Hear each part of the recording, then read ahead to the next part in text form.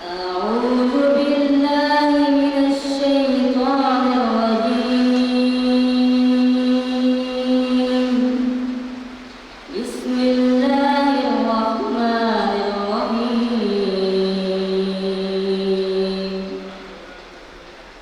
إن الله اشترى من المؤمنين أنفسهم وأموالهم بأن لهم الجنة يقاتلون في سبيل الله فيقتلون ويقتلون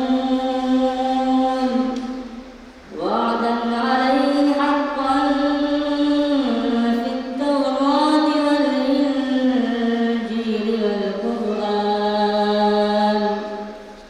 ومن أوفى بعهده من الله فاستبشروا ببيعكم الذي بايعتم به وذلك هو الفوز العظيم. صدق